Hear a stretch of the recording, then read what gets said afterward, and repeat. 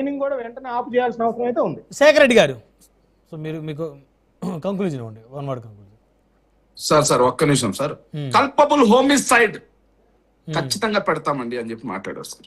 అదే విధంగా జడపల్లి శ్రీనివాసరావు ఒక కుర్రాన్ని తీసుకొచ్చి ఏం మాట్లాడారంటే, మా మిత్రుడు సహోదరుడైనటువంటి ఆయన మాట్లాడుతూ హత్యా ప్రయత్నానికి యాక్సిడెంట్ కి తేడా రాకుండా మాట్లాడారు సార్. హత్యా ప్రయత్నం యాక్సిడెంట్ రెండు ఒకటే.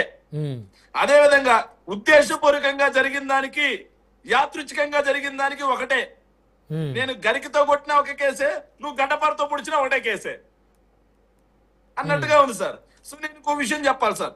కల్పబుల్ హోమిసైడ్, పారిపోతే కల్పబుల్ హోమిసైడ్ రైట్. కానీ సార్ 2014-28 అక్టోబర్ బోండా ఉమా యొక్క కుమారుడు ఏదైతే చిలకలూరుపేట దగ్గర హైవే మీద సార్ ఎట్లపాడు దాటిన తర్వాత యాక్సిడెంట్ చేయించారు సార్. ఇద్దరు కలిసి రేస్ పెట్టుకొని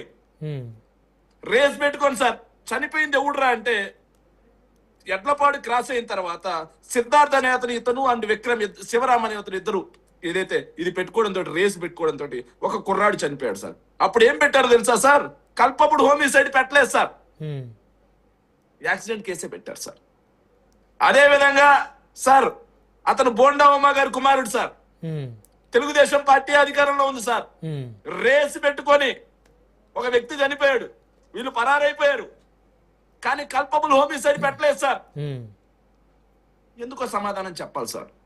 పోతుల రామారావు కార్ ఇద్దరిని గుద్ది చంపేసింది ఎయిర్పోర్ట్ దగ్గర, పారిపోయారు. కల్పబుల్ హోమిసైడ్ కేసు పెట్టలేదు సార్. ఇంకో తెలుగుదేశం పార్టీ ఎమ్మెల్యే కార్ గుద్దింది, కల్పబుల్ హోమిసైడ్ పెట్టలేదు సార్, పారిపోయారు, గుద్దింది, కల్పబుల్ హోమిసైడ్ కేసు పెట్టల. ముఖ్యమంత్రి యొక్క కారు కాన్వాయ్ మార్కాపురం దగ్గర గుద్దింది సార్, కల్పబుల్ హోమిసైడ్ పెట్టలేదు సార్. సో కల్పబుల్ హోమిసైడ్ పెట్టారు, బానే ఉంది, నేను కాదట్లా.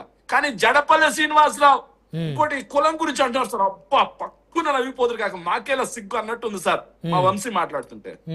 దళిత డ్రైవర్ మీ దగ్గర మాట్లాడింది ఎవరయ్యా? ఒక్క నిమిషం వంశీ ఓకే, సమయం తక్కువ ఉంది, వంశీ గారు రెస్పాండ్ అవ్వండి. శేఖర్ రెడ్డి గారు సమయం 1 మినిట్ సార్, 1 మినిట్ వాళ్ళందరి చేతితో ఇచ్చేసి సమాధానం దళిత డ్రైవర్ ఎవరు? దళిత డ్రైవర్ అని మాట్లాడింది ఎవరు? దళిత డాక్టర్ అని చెప్పి పోస్టర్లు వేసినటువంటి ఉన్మాదులు ఎవరా? వంశీ గారు రెస్పాండ్ అవ్వండి. వంశీ గారు మీరు కులం గురించి మాట్లాడుతున్నారా? సిగ్గు లేకుండా నిన్న కుర్రాడు చనిపోతే